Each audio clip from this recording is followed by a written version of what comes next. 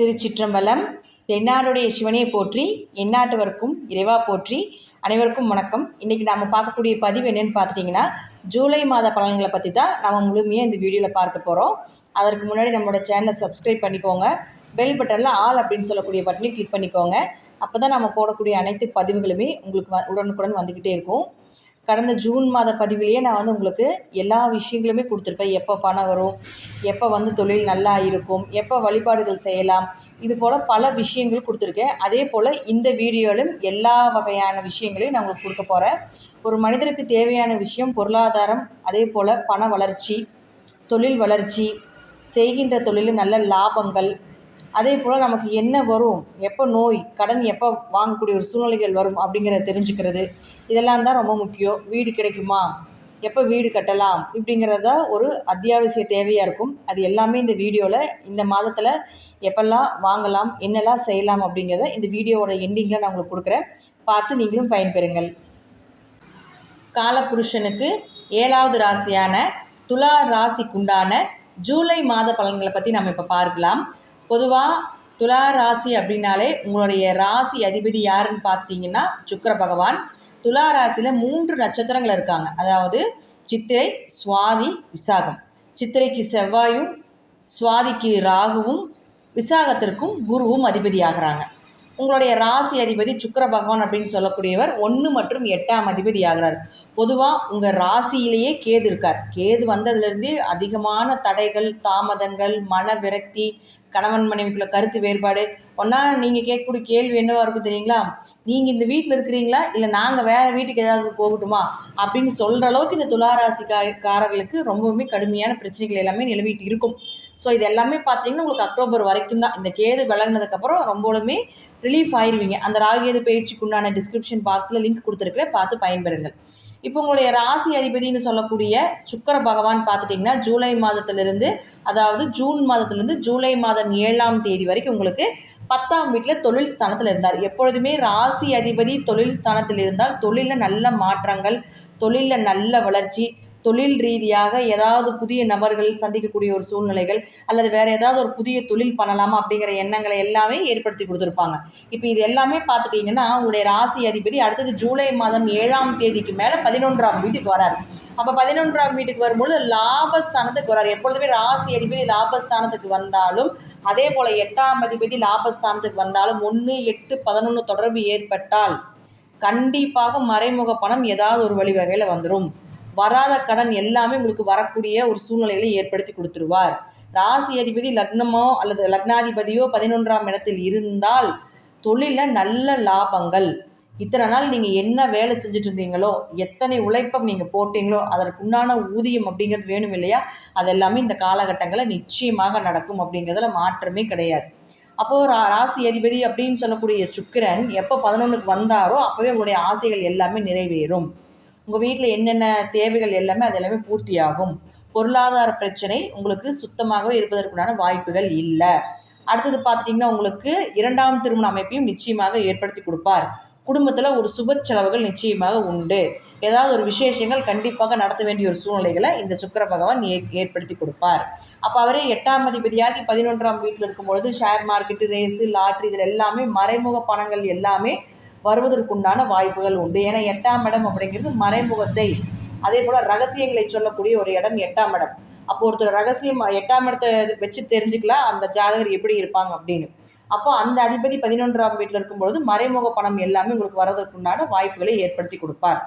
அடுத்து உங்கள் ராசிக்கு 2 மற்றும் 7ஆம் அதிபதினு சொல்லக்கூடிய செவ்வாய் பகவான் இப்போ இருக்கக்கூடிய வீடு அப்படின்னு பார்த்துட்டிங்கன்னா உங்களுக்கு 11ஆம் வீட்டில் இருக்கார். பொதுவாக 2 கூடியவர் 11ஆம் வீட்டில், அதே போல் 7ஆம் அதிபதியும் 11ஆம் வீட்டில்.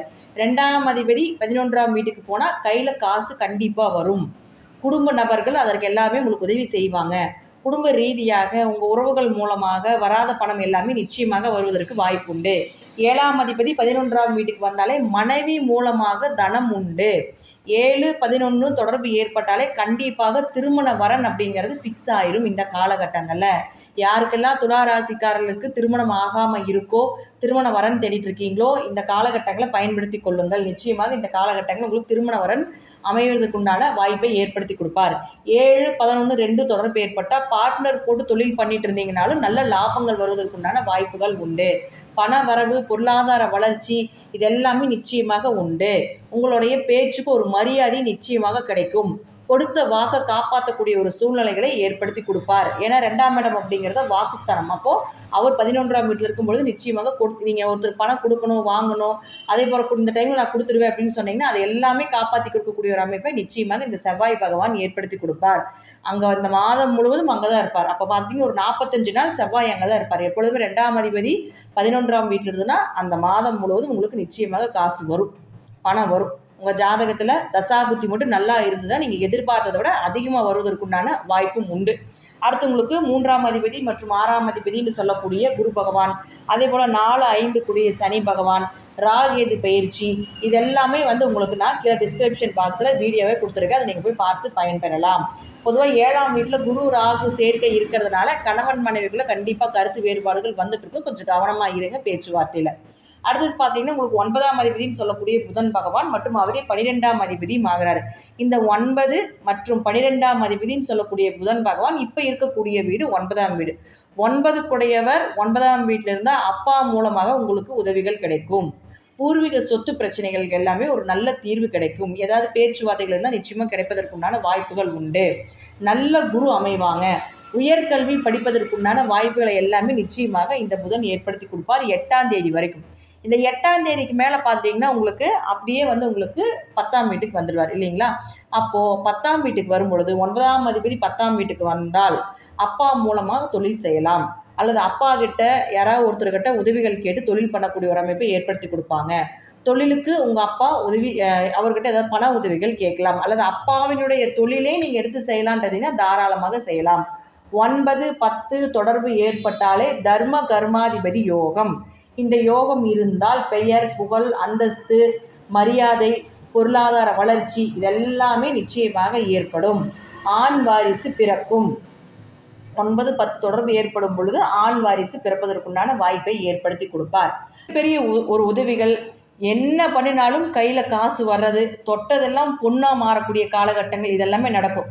இது தசாபுத்தி மட்டும் உங்கள் ஜாதகத்தில் நல்ல திசைகள் நடந்துட்டு இருந்தால் நான் சொல்வதை விட மிகுந்த நற்பலன்கள் நடப்பதற்குண்டான வாய்ப்புகள் உண்டு.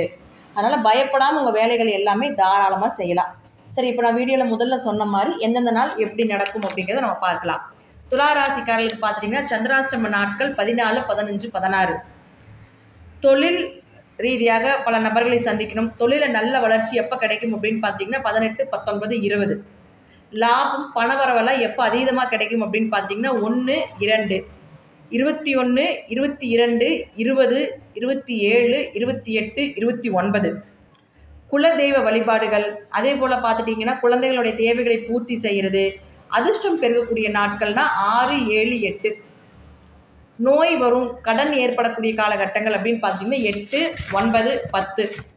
அப்பா மூலமாக உதவி வரும்னு சொல்லியிருந்தேன் இல்லைங்களா? அப்போ அப்பா கிட்ட உதவி கேட்கணும், எப்போ போனால் சாதகமாக பேசலாம் அப்படின்னு பார்த்துட்டிங்கன்னா 16, 17, 18. அம்மா மூலமாக உதவிகள் கிடைக்கணும், அம்மா மூலமாக ஏதாவது பேசி சமாளிக்கணும், வீடு வண்டி வாகன யோகங்கள் எல்லாமே கிடைக்கணும், சொத்து சேர்க்கணும், அதற்குண்டான பேச்சுவார்த்தைகள் எல்லாமே எப்போ நடக்கும், ஆரோக்கியம் எப்போ நல்லா இருக்கும், மனம் எப்போ தெளிவாக இருக்கும் அப்படின்னு பார்த்துட்டிங்கன்னா 4, 5, 6. பயணம் மேற்கொள்ளணும். ஏன்னா இம்போர்ட் எக்ஸ்போர்ட் பிஸ்னஸ் எல்லாம் நடப்பதற்குண்டான வாய்ப்புகள் அதெல்லாம் உண்டுன்னு நான் சொல்லியிருந்தேன் இல்லைங்களா? அதெல்லாம் எப்போ நடக்கும் அப்படின்னு பார்த்துட்டிங்கன்னா 23, 24, 25. இந்த நாட்களில் பயணம் போனீங்கன்னா நல்ல வெற்றி கிடைக்கும். இது எல்லாமே ஒரு பொது பலனாக இருந்தாலும் 70% நான் சொல்லக்கூடிய பலன் நல்லபடியாக நடக்கும். உங்கள் தசாபுத்தி மட்டும் ஜாதகத்தில் பார்த்துக்கோங்க. நல்ல திசைகள் நடந்தால் மிகப்பெரிய வெற்றி, மிகப்பெரிய அதிர்ஷ்டம் உங்களுக்கு காத்துட்ருக்கு இந்த மாதம். நன்றி. மீண்டும் ஒரு நல்ல பதிவில் சந்திக்கலாம். திருச்சிற்றம்பலம், தில்லையம்பலம், ஸ்ரீ நரசிம்ம திருவடிகளே சரணம். ஸ்ரீ குபேரன் டிவியை பார்த்தமைக்கு நன்றிகள். மேலும் இது போன்ற தகவல்களை தெரிந்து கொள்ள ஸ்ரீ குபேரன் டிவியை சப்ஸ்கிரைப் செய்யுங்கள். மறக்காமல் பெல் ஐக்கானை கிளிக் செய்யுங்கள்.